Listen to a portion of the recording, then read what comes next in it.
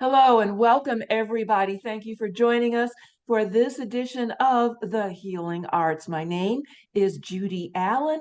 My business partner and friend, Sue Johnson, will be joining us shortly. Today, we have a very special presentation. As you know, the healing arts is oriented toward the entire universe of manifestations of healing for all of the different kinds of pain, whether it be physical health, mental health, emotional well-being. So the purpose of these podcasts is to present the and make people aware of the entire range of options for healing. Today, our special guest is both a subject matter expert and a performing artist. We present to you Miss Barbara Barrett, registered nurse. Welcome, Barbara. Thank you for joining Thank us. you. Thank you. Thank you. So, from her perspective, as both a healing arts professional, as a nurse, and as a performer working as a jazz vocalist, she'll be talking to us today about the her experiences with her work as a healing arts practitioner and as a healing oriented performing artist. So, once again, welcome, Barbara. And would you tell us briefly about your background specifically? What have you experienced in your nursing career? And especially, what have you observed relative to what helps people to heal? What I have observed in my nursing career, I think the most of what would be appropriate for this conversation would be what I observed in let's say with school nursing with children. And the reason for that is because there was a lot going on in that environment. In the hospital, there's not so much going on, and hardly any that goes on. Well, at least not what my experiences were as far as arts were concerned. But in the school system, we had, the arts, we had sports, we had those types of extracurricular activities. In addition to that, I work as a substitute now, voice teacher for the School of Rock, which is a national, well, I believe it might be international, but it's a franchise that there are three locations here in the Cleveland area. And there are quite a few children that take advantage of that. And you would be surprised to hear the proficiency of those children, some of them under the age of 12. They're performing, and that's the objective, is to get them on stage and keep them engaged in, the whole music thing. And I can see, by being a nurse, I and observing some of the students, because I go to their concerts and then I teach some of them. I can see that if they did not have that, there would be challenges, because I can see underlying signs of emotional health struggles, mental Yes, health struggles. yes, Some of them are very obvious. So yes, music, the arts are critical, very important, because the thing is, everybody's brain is not wired the same. Everybody's personality is not the same. And there's one thing that I have been focusing on as of late in trying to explain to people what goes on with certain minds. Some of us, and notice I said us, are creatives. We're creatives. The root of that is create. And that means, if we want to look at it from a dictionary perspective, we can take something and take it further and create something wonderful from it, or we can create something out of nothing. That is not limited to art. That can go a long way. It can go as far as overthinking things. It can go as just, there's a lot of things that could encompass. So when you have an instrument, or when you have vocal music that you need to listen to and learn, that takes your brain into something else and channels it there so that it's more productive. And as I think back, when I went to college, when I went away to college, I really wanted to go into performance, but that's not the way it was suggested that I go. So I went into music education. When I got to student teaching, I knew that I was not going to be able to do that in the classroom every day. So I chose to go to nursing school, which I think in retrospect was good because it grounded me. Because I could have been one of those people who was all over the place because I'm a creative. Mm-hmm. Um, from writing music to costuming plays and sewing and all that kind of stuff, it's a creative energy. And Yes. it has to be channeled. These children who don't have skills such as in order to channel their energy, that's not good. It isn't good at all. Right. Welcome, Sue, and jump in at any time when you have any questions, comments, and observations for Barbara. So, Barbara, you're mentioning how music per se can help to heal our young people and keep them focused, channel a certain energy. Let me ask you this. Tell us more about your work as a performing artist. How did it start, and what do you find satisfying? My work as a performing artist started in seventh grade. Now I was in choir, but something happened in the seventh grade that started the performance. That's a good question. So that was back in the day when we had the solo contests every year. And I remember the teacher that I had. And one day I noticed that one of my good friends was staying after school and she was just trotting along to the choir room. And what I realized was she was singing in the solo contest. And I said, I could do that. So it was too late to do it for that year. But in the eighth grade, that's when I started. And it just continued from then. One of the funny things about it is, of course, at that time, the solo contests were way on the other side of town, on the west side. So, and they were on a Saturday morning. And my dad, of course, was off from work on the weekends. And he and my mother dragged my sister and brother, my little sister and brother, off to the solo contest to hear me sing. It was like 9 o'clock in the morning or something. And when they came in just a little bit late and they were in the back of the room. And I saw the look on my dad's face. He was looking like, why am I up and out here on my day off? But when I opened my mouth and started singing, his face changed. I'll never forget the look on his face. Yes. His smile lit up and he was sold after that. So, I mean, that was just like, I'll never forget that. And my father passed away in 2007. But that's one of the memories I have is the look on his face when he realized that I really could sing and I wasn't just doing some stuff. So I didn't have a challenge. I got voice lessons from that point on. And then I went to school, of course, for it. Um, I sang with the Cleveland Orchestra Chorus for a few years because I had trained with European classical music. Mhm. Um, that's just what they were training with us with back then. And like I was saying earlier, when we were just chit chatting, now I'm teaching at the School of Rock and I'm teaching rock music, which is interesting because I used to like all sorts of music. I used to listen to Steely Dan Me and too. to Eric Clapton Oh, me too. and to the Beatles, to Good. Frank Zappa, to Good. all of that. I listened to all of it. And my father would be looking at me like, why are you listening to that? But I liked all of it. He would play classic jazz all the time. Duke Ellington, Louis Armstrong, all of them. And I liked that too. So yeah, it just kind of went from there. I don't know why I chose to settle in with classic jazz first.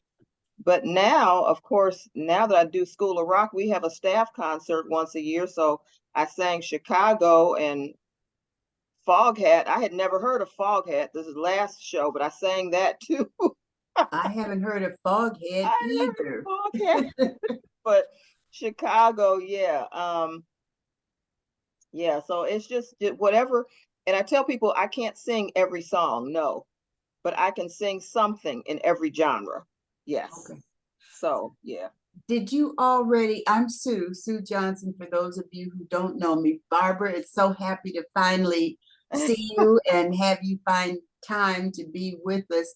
Did you already discuss about you being an RN, how you got involved with it, and what your specialty is now? Do you still work as an RN? I am retired as of 2019, but I still, well, I shouldn't say that. I'm still licensed. I'm going to keep my Okay. license um, because last year, the beginning of this school year that we just finished, the beginning of the school year, um, the city of Mayfield Heights needed somebody to help open up the school year. They needed a coordinator because they didn't have one. So I went and did that for their school system, and I was thinking it was like 8 schools or something. And so yeah, I'm still kind of doing it, but it's from time to time, let's just say. Do you? Um, I'm sorry, go ahead. No, I interrupted you. okay. Yeah, it's from time to time. So Yeah. What was, as an RN, did you specialize in a particular area of discipline, or what were you as an RN of active RN? see, and this is part of the whole picture of arts and mental state and healing and all of that. I did not stay in one specialty. There were women that I graduated with. I went to nursing school. I was probably in my late 20s, and the ones that were there were coming out of high school. Some of them stayed in one specialty for 25, 30 years. Right. That would have driven me nuts because of the way I'm wired. Yes. So I did intensive care nursing, which I really liked because it was so technical and exciting. The stuff that you would see that you wouldn't normally see, that I actually, some of that I put in the book, Yes. because it was just, Yeah. it was so exciting. The Got it one, right here. Yeah. yes, the one thing that was the most exciting that I can remember offhand is the open heart surgery person, a patient whose chest got infected, and we had to leave her chest open. It was open the whole time she was in the intensive care unit. And we were doing treatments into her chest where we could see the heart beating. Yeah. And to me, that was just fascinating because I could actually see the heart beating. And then several months after she got out and healed, she came back up on the unit to thank everybody. And it was, I can still remember what it looked like, that scenario of her coming through the door, the shoes she had on, the dress she had on. I remember all that. It was just, it was fascinating work. I liked working with kids. I think those are the two favorites. I was a school nurse for CMSD for probably 20 years, even though I did not work full time. I I just understand. couldn't. My mind would not allow me to. I had to be able to go from here to here to here to here to here because I'd get bored. And then I would need to take off because, oh, I wanted to go to Las Vegas so I could audition for something or sing, and so I liked the kids. Now, as a vocalist and an RN and an artist, of course, you mentioned earlier about this School of Rock. Is that a physical plant that people attend? And Yes. how can people reach you as a contact or resource, get your services for music or even medical assistance? Well, here's the thing. School of Rock is a franchise, it's national. at least national. I believe it might be international, but it's at least national. And you can certainly look it up if you type search it, it's going to come up. And I don't, I'm subbing there. So but the emphasis is getting the children to get on stage and get proficient and be able to perform. And I'm going to tell you what, even though I'm just a substitute there, some of those children I can see need that. And I say need it. Yes. Because their minds are all over the place. They're, some of them doing some things that need to be monitored, let's just say. Yeah. And but they're good kids. They're good kids. And some of them are, most of them are so talented. It's just unbelievable. And Because this when they do their concerts, their shows, sometimes I look at them and I think, you're 9 years old and you're playing like that? Some yeah, of them could play some adults under the table. right. Really. And this helps with their mental health. Judy, because of my technical issues, watch the clock and kind of signal us. I know we're growing short on time, but how does this seem to help with, I know about their being wired, we're all wired the way we Right. are, their mental health status. And do you offer referrals to medical resources if people need those in addition to the music? I'm going to use the word therapy, the therapy that music allows us to enjoy. I don't know that I am in a position to formally offer a referral. Okay. But I certainly do tell anyone who asks me, and even not even just the vocals, it can be visual arts as well. An instrumental and It could be poetry and what instrumental, have you. Yeah. vocal, painting, anything like that. I can give suggestions to people as far as who to possibly go to get, some to have some experiences, because I do know a lady who is teaching sewing. Sewing is a dying skill. Yes. For Yes. many people. Sewing is what allowed me to go to Mobile, Alabama and work on the play An Ocean in My Bones, that talks about with Terrence. Yes, with With Terrence. Terrence Spivey. The Yes. Clotilda experience, because I costume for him. I make the costumes, but people don't, if they don't know how to sew, then that's an opportunity that's missed. So there are some things that need to be revived. They really do.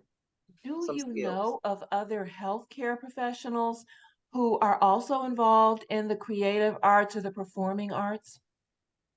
I am trying to remember whether or not I know anybody locally who's also in performing arts. Now, my brother-in-law, who lives in Maryland, and he's retired as well. He had a dental practice that was very successful. Oh, but he's a fabulous painter. Fabulous. So, and his work has been in shows. So he would go and he would do his dental stuff, his dental practice during the day, and on the weekends he would have his art. And he uses paint. He's painting canvas. Okay. Okay. Yeah.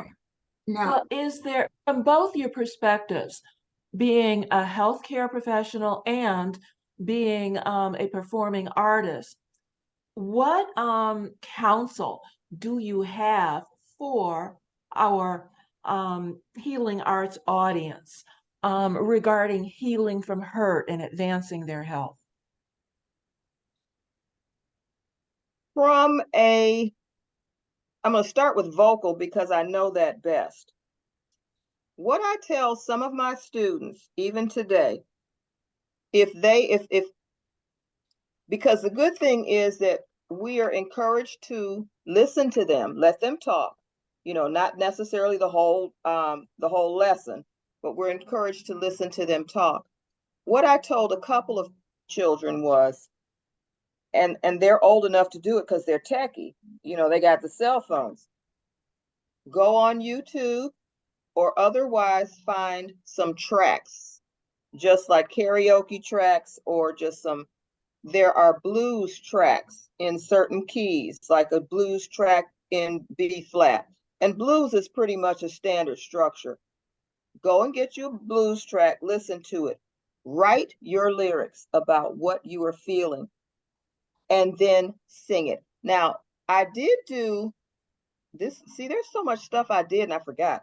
So I did a residency at, I don't remember what school it was, years ago, and it was called Schoolhouse Blues.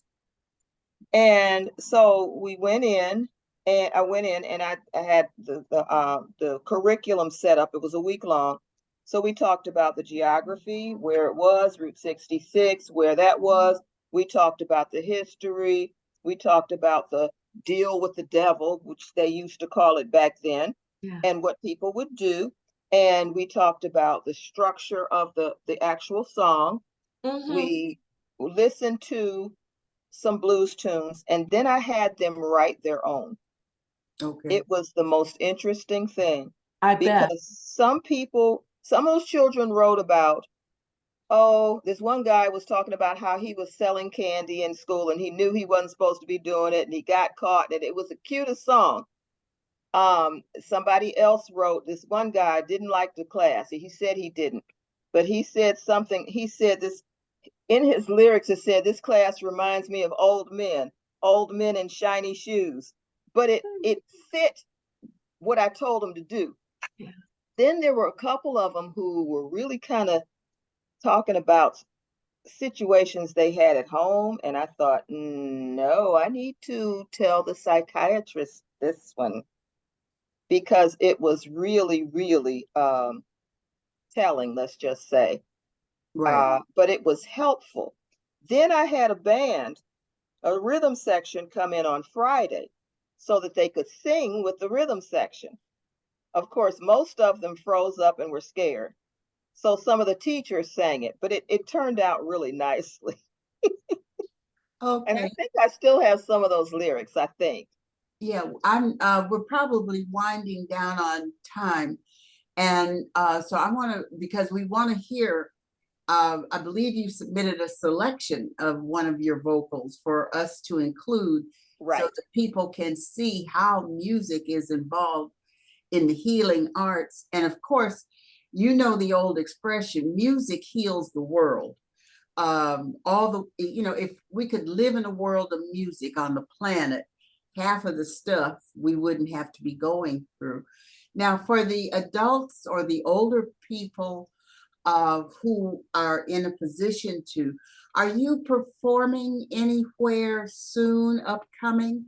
And as we begin to close out, I'd like you to give us your best contact information, how people can reach you directly to expand on what you've already been saying, or like you said, a suggestion where they might go for arts or for mental health, resources.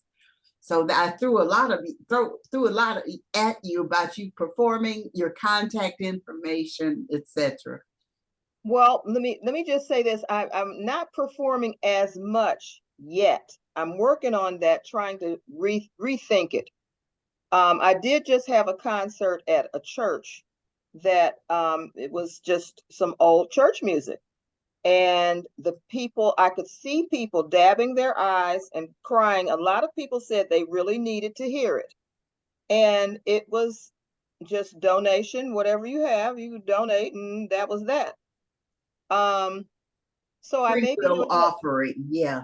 You can check my website, which is www.bbeyondcategory.com.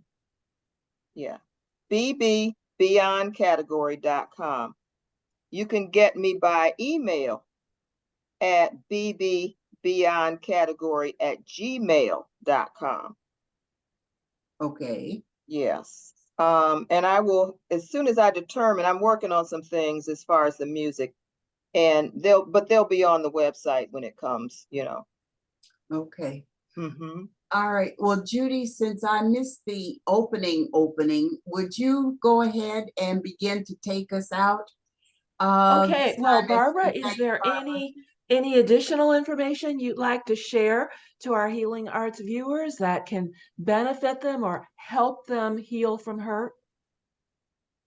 The thing that I can say to help people heal from hurt is to please honor that little voice that may be in there. If you feel you want to sing, I can help you figure out how to sing, how to get that going. Because there are ways you can do it. And if you have children that need to do some type of artistic thing, they need to do it too. It's very helpful. Even like I said, with even going to concerts, sometimes just listening and being in the environment helps to settle you down, helps to bring your blood pressure down. Yes, it does. So, it's good for everybody. Yes. All right. Well, thank you. Thank you, Barbara, so much for being our special guest today. And just to wind things down, we thank Barbara once again, and we thank you all for joining us here on the Healing Arts. Return to this special station, special channel from time to time to meet some of our future guests and involve yourself in our discussion of the various ways that we can heal from all of the hurts that life has dished out to all of us. So we thank you for joining us. And Sue, do you have any final message? Well, another additional thank you for joining our Healing Arts Project, which we're focusing on this year. In addition to last year, it's kind of a continuation because you weren't available last year. Right. But dealing with the fact that we have a whole lot of mental health issues. Yes. So that's what our project is addressing this year through the arts, so showing how performing arts, how staged readings, how performing artists such as yourself, how mental health or professional organizations are helping to address this problem. So it's a three-pronged approach that we're working on. Judy is coordinating with me and our whole Wake Up and Live team. So we want to thank you. We will see this up on the website and YouTube very soon. So please feel free to share it with your social media list as well. Absolutely. Just and the last thing, journal what you are feeling, write it down, find yourself a track and sing with it. Start off like that. It doesn't have to be perfect, but who knows? You never know. You never know. Yeah, you never know. Okay. All right. Well, we're going to show you one of your selections now. So stay tuned to see Barbara's vocal performance submitted for your pleasure. All right. Thank you to everybody, and we'll see you next time. See you soon. Bye. Thank you. Bye-bye.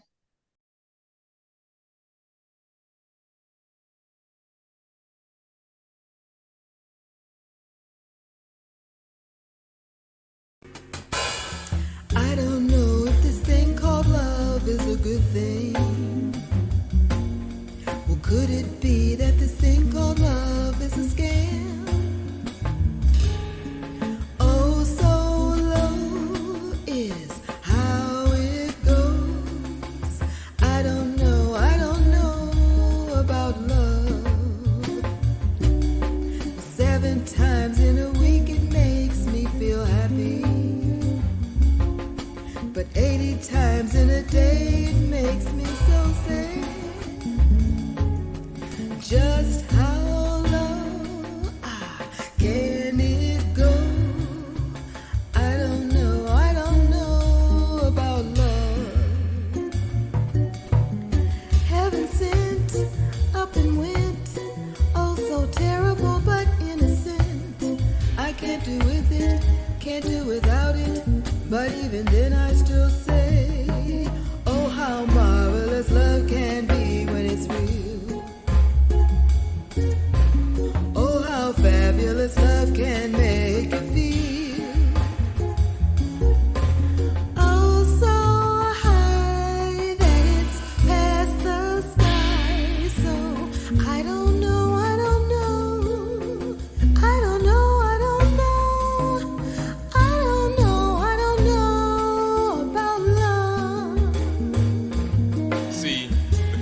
thing about love is it ain't no joke.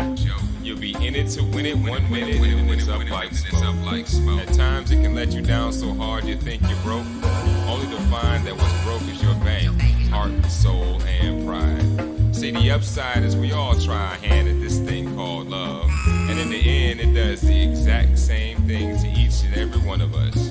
It lies and cheats, brings you sweets, depletes, mistreats, and then repeats. Throws you in the streets like a piece of waste for someone else to find, cherish, and gladly embrace. Placing subtle kisses upon your face. You see, love is tricky, yes, I do agree. But without it, without love,